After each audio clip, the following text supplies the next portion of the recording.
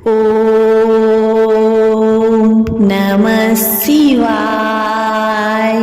हर हर महादेव। मेरे प्यारे भोलेनाथ के भक्तों, आप सभी का आपके अपने चैनल आत्मा प्रेमी पर हार्दिक स्वागत है। इस चैनल पर शिव महापुराण कथाओं की सीरीज चल रही है। पिछले 2 वीडियो में आपने अध्याय 1 से 7 तक का श्रवण किया और इस वीडियो में शिव पुराण महाकथा की पहली संहिता विद्वेश्वर संहिता का श्रवण करेंगे आप। अगर आप इस चैनल पर नए हैं तो सब्सक्राइब जरूर कर दीजिएगा और कमेंट में हर हर महादेव भी जरूर लिखिएगा। चलिए विद्वेश्वर संहिता की शुरुआत करते हैं। पहला अध्याय, पापनाशक साधकों के विषय में प्रश्न। जो आदि से लेकर अंत में है, नित्य मंगलमय हैं, जो आत्मा के स्वरूप को प्रकाशित करने वाले हैं, जिनके 5 मुख हैं और जो खेल खेल में जगत की रचना, पालन और संहार तथा अनुग्रह एवं तिरोभावना रूप 5 प्रबल कर्म करते हैं, उन सर्वश्रेष्ठ अजर अमर उमापति भगवान शंकर का मैं मन ही मन चिंतन करती हूँ। व्यास जी कहते हैं, धर्म का महान क्षेत्र जहाँ गंगा यमुना का संगम है, उस पुण्यमय प्रयाग जो ब्रह्मलोक का मार्ग है, वहाँ एक बार महातेजस्वी महाभाग महात्मा मुनियों ने विशाल यज्ञ का आयोजन किया। उस ज्ञान यज्ञ का समाचार सुनकर पौराणिक शिरोमणि व्यास जी के शिष्य सूत जी वहाँ मुनियों के दर्शन करने के लिए आए। सूत जी का सभी मुनियों ने विधिवत स्वागत व सत्कार किया तथा उनकी स्तुति करते हुए हाथ जोड़कर उनसे कहा, हे सर्वज्ञ विज्ञान रोम हर्षण जी, आप बड़े भाग्यशाली हैं। आपने स्वयं व्यास जी के मुख से पुराण विद्या प्राप्त की है। आप आश्चर्य स्वरूप कथाओं का भंडार हैं। आप भूत भविष्य और वर्तमान के ज्ञाता हैं। हमारा सौभाग्य है कि आपके दर्शन हुए। आपका यह आना निहर्तक नहीं हो सकता। आप कल्याणकारी हैं। उत्तम बुद्धि वाले सूत जी, यदि आप अनुग्रह हो तो गोपनीय रूप होने पर भी आप शुभाशुभ तत्व का वर्णन करें, जिससे हमारी तृप्ति नहीं होती और उसे सुनने की हमारी इच्छा से ऐसे ही रहती है। कृपा कर उस विषय का वर्णन करें। घोर कलयुग आने पर मनुष्य पुण्य कर्म से दूर होकर दूर संचार में फंस जाएंगे, दूसरों की बुराई करेंगे, पराई स्त्री के प्रति आसक्त होंगे, हिंसा करेंगे, मूर्ख नास्तिक और पशुपति हो जाएंगे। सूत जी, कलयुग में वेद प्रतिपादित वर्ण आश्रम व्यवस्था नष्ट हो जाएगी। प्रत्येक वर्ण और आश्रम में रहने वाले अपने अपने धर्मों के आचरण का परित्याग कर विपरीत आचरण करने में सुख प्राप्त करेंगे। इस सामाजिक वर्ण संकारता से लोगों का पतन होगा, परिवार टूट जाएंगे, समाज बिखर जाएगा, प्राकृतिक आपदाओं से जगह जगह लोगों की मृत्यु होगी, धन का क्षय होगा, स्वार्थ और लोभ की प्रवृत्ति बढ़ जाएगी, ब्राह्मण लोभी हो जाएंगे और वेद बेचकर धन प्राप्त करेंगे, मद से मोहित होकर दूसरों को ठगेंगे, पूजा पाठ नहीं करेंगे और ब्रह्मा ज्ञान से शून्य होंगे। क्षत्रिय अपने धर्म को त्याग कर कुसंगी, पापी और व्यभिचारी हो जाएंगे। शौर्य से रहित हो वे शूद्रों जैसा व्यवहार करेंगे और काम के अधीन हो जाएंगे। वैश्य धर्म से विमुख हो और संस्कार भ्रष्ट होकर कुमार्गी, धनोपार्जन परायण जैसे नापतोल में ध्यान लगाएंगे। शूद्र अपना धर्म कर्म छोड़कर अपनी वेशभूषा में सुशोभित हो व्यर्थ घूमेंगे। वे कुटिल और ईर्ष्यालु होकर अपने धर्म के प्रतिकूल हो जाएंगे, कुकर्मी और वाद विवाद करने वाले होंगे। वे स्वयं को कुलीन मार्ग सभी धर्मों का वर्णों में विवाह करेंगे। स्त्रियां सदाचार से विमुख हो जाएगी, वे अपने पति का अपमान करेगी और सास ससुर से लड़ेगी, मलिन भोजन करेगी, उनका शील स्वभाव बहुत बुरा होगा। सूत जी, इस तरह जिनकी बुद्धि नष्ट हो गई है और जिन्होंने अपने धर्म का त्याग कर दिया, ऐसे लोग परलोक में उत्तम गति कैसे प्राप्त करेंगे? इस चिंता से हम सभी व्याकुल हैं। परोपकार के समान कोई धर्म नहीं है। इस धर्म का पालन करने वाला दूसरों को सुखी करता हुआ स्वयं भी प्रसन्नता अनुभव करता है। ये भावना यदि निष्काम हो तो कर्ता का हृदय शुद्ध करते हुए उसे परम गति प्रदान करती है। हे महामुने, आप समस्त सिद्धांतों के ज्ञाता हैं। कृपा कर कोई ऐसा उपाय बताइए जिससे इन सबके पापों का तत्काल नाश हो जाए। व्यास जी कहते हैं, उन श्रेष्ठ मुनियों की यह बात सुनकर सूत जी ने मन ही मन परम श्रेष्ठ भगवान शंकर का स्मरण करके उनसे इस प्रकार बोले। दूसरा अध्याय, शिव पुराण का परिचय और महिमा। सूत जी कहते हैं, साधु महात्माओं, आपने बहुत अच्छी बात पूछी है। यह प्रश्न तीनों लोगों का हित करने वाला है। आप लोगों के स्नेहपूर्ण आग्रह पर गुरुदेव व्यास का स्मरण कर मैं समस्त पाप राशियों से उद्धार करने वाले शिव पुराण की अमृत कथा का वर्णन कर रहा हूँ। ये वेदांत का सारस्व है। यही परलोक में परमार्थ को देने वाला है तथा दुष्टों का विनाश करने वाला है। इसमें भगवान शिव के उत्तम यश का वर्णन है। धर्म, अर्थ, काम और मोक्ष आदि पुरुषार्थों को देने वाला पुराण अपने प्रभाव की दृष्टि में वृद्धि तथा विस्तार को प्राप्त हो रहा है। शिव पुराण के अध्ययन से कलयुग के सभी पापों में लिप्त जीव उत्तम गति को प्राप्त होंगे। इसके उदय से ही कलयुग का उपांत शांत हो जाएगा। शिव पुराण को वेद तुल्य माना जाएगा। इसका प्रवचन सर्वप्रथम भगवान शिव ने ही किया था। इस पुराण के 12 खंड या भेद हैं और ये 12 संहिताएं हैं। विद्वेश्वर संहिता, रुद्र संहिता, विनायक संहिता, उमा संहिता, सहस्त्र कोटि रुद्र संहिता, एकादश रुद्र संहिता, कैलाश संहिता, शतरुद्र संहिता, कोटि रुद्र संहिता, मात्र संहिता, वायव्य संहिता तथा धर्म संहिता।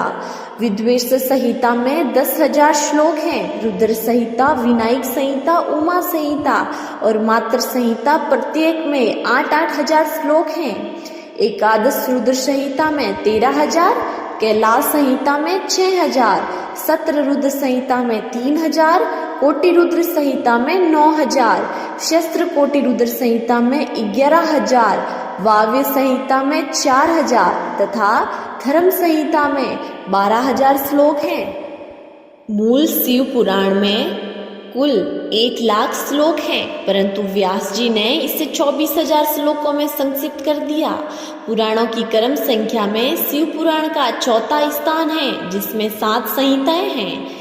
पूर्व काल में भगवान शिव ने 100 करोड़ श्लोकों का पुराण ग्रंथित किया था।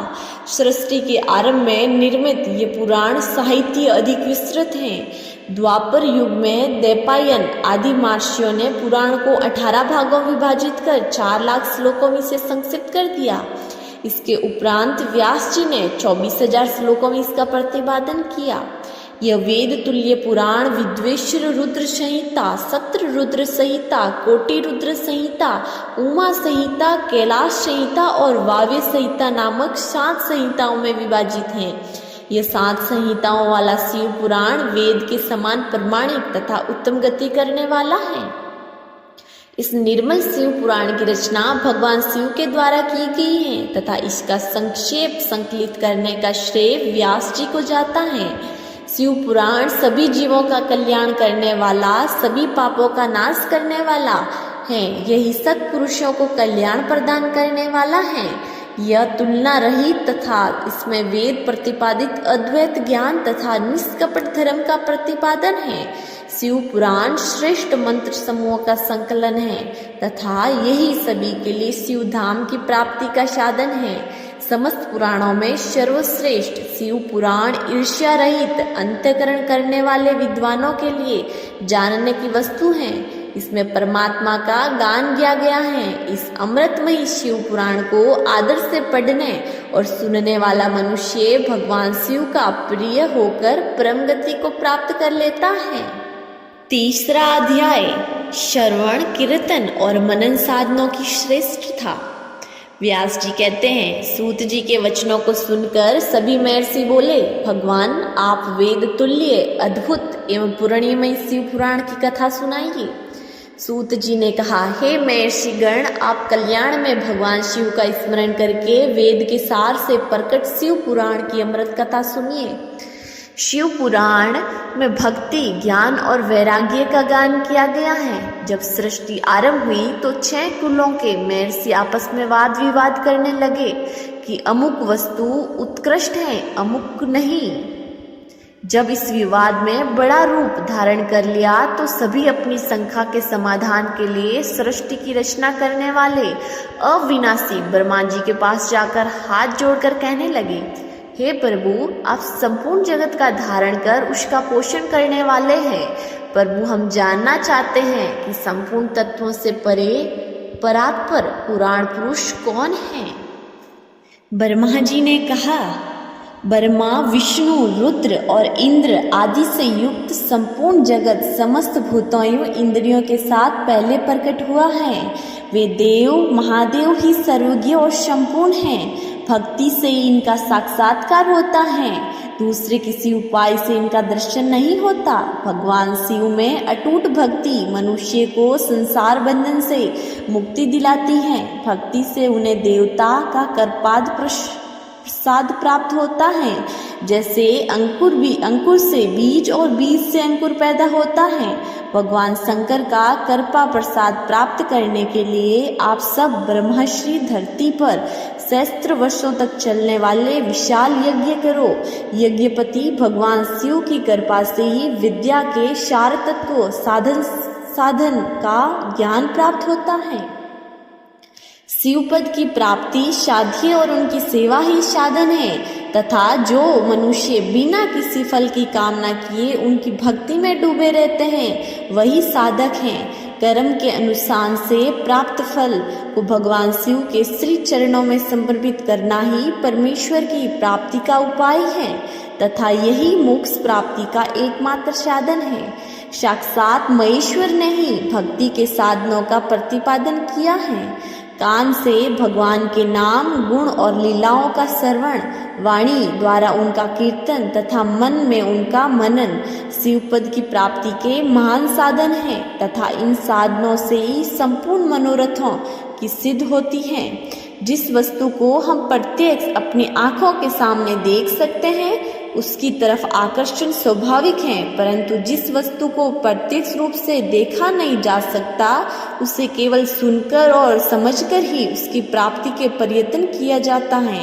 अतः श्रवण पहला साधन है। श्रवण द्वारा ही गुरु मुख से तत्वों को सुनकर श्रेष्ठ बुद्धि वाले विद्वान अन्य साधन कीर्तन और मनन की शक्ति व सिद्धि प्राप्त करने का यत्न करता है।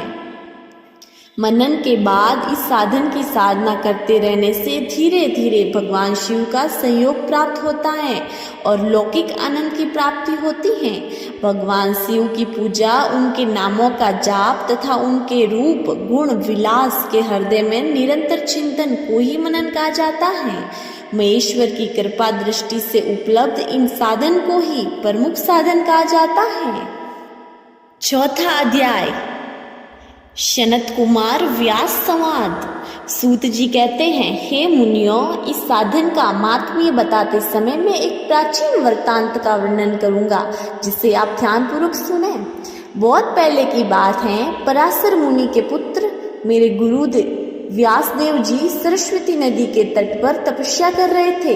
एक दिन सूर्य के समान तेजस्वी विमान से यात्रा करते हुए भगवान सनत कुमार वहां जा पहुंचे। मेरे गुरु ध्यान में मगन थे। जागने पर अपने सामने सनत कुमार जी को देखकर वे बड़ी तेजी से उठे और उनके चरणों में स्पर्श कर उन्हें अर्घ देकर योगी आसन पर विराजमान किया। प्रसन्न होकर सनत कुमार जी गंभीर वाणी में बोले, मुनि, तुम सत्य का चिंतन करो। सत्य तत्व का चिंतन ही श्रेय प्राप्ति का मार्ग है। इसी से कल्याण का मार्ग प्रशस्त होता है। यही कल्याणकारी है। यह जब जीवन में आ जाता है तो सब सुंदर हो जाता है। सत्य का अर्थ है सदैव रहने वाला। इस काल का कोई प्रभाव नहीं पड़ता, यह सदा एक समान रहता है। सनत कुमार जी ने महर्षि व्यास को आगे समझाते हुए कहा, महर्षि, सत्य पदार्थ भगवान शिव ही हैं। भगवान शंकर का श्रवण, कीर्तन और मनन ही उन्हें प्राप्त करने के सर्वश्रेष्ठ साधन हैं। पूर्व काल में मैं दूसरे अनेकानेक साधनों के भ्रम में पड़ता घूमता हुआ तपस्या करने मंदराचल पर जा पहुंचा। कुछ समय बाद महेश्वर शिव की आज्ञा से सबके साक्षी तथा शिव गणों के स्वामी नंदिकेश्वर वहां आए और स्नेहपूर्ण मुक्ति का साधन बताते हुए बोले, भगवान शंकर का श्रवण, कीर्तन और मनन ही मुक्ति का स्रोत है। ये बात मुझे स्वयं देवादिदेव भगवान शिव ने बताई है, अतः तुम इन्हीं साधनों का अनुष्ठान करो। व्यास जी ऐसा सुनकर अनुगामियों सहित सनत कुमार ब्रह्माधाम को चले गए। इस प्रकार एक उत्तम वृत्तांत का संक्षेप में मैंने वर्णन किया है।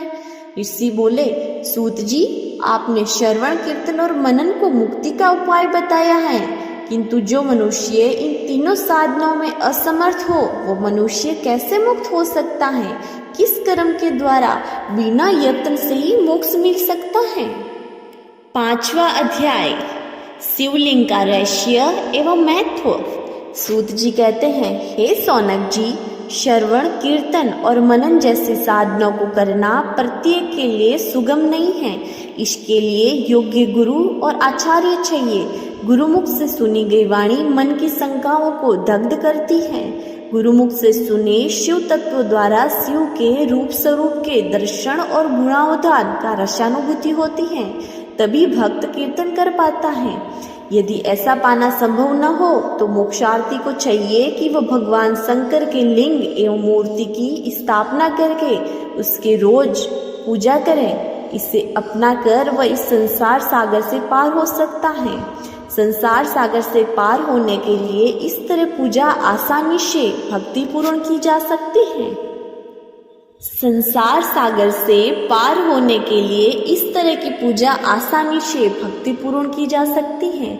अपनी शक्ति एवं सामर्थ्य के अनुसार धन राशि से शिवलिंग या शिव मूर्ति की स्थापना कर भक्ति भाव से उसकी पूजा करनी चाहिए। मंडप, गोपुर, तीर्थ, मठ एवं क्षेत्र की स्थापना कर उत्सव का आयोजन करना चाहिए तथा पुष्प, धूप, वस्त्र, गंध, दीप तथा पुआ और तरह तरह के भोजन नैवेद्य के रूप में अर्पित करने चाहिए। श्री शिव जी ब्रह्म रूप और निष्कल अर्थात कला रहित भी हैं और कला सहित भी।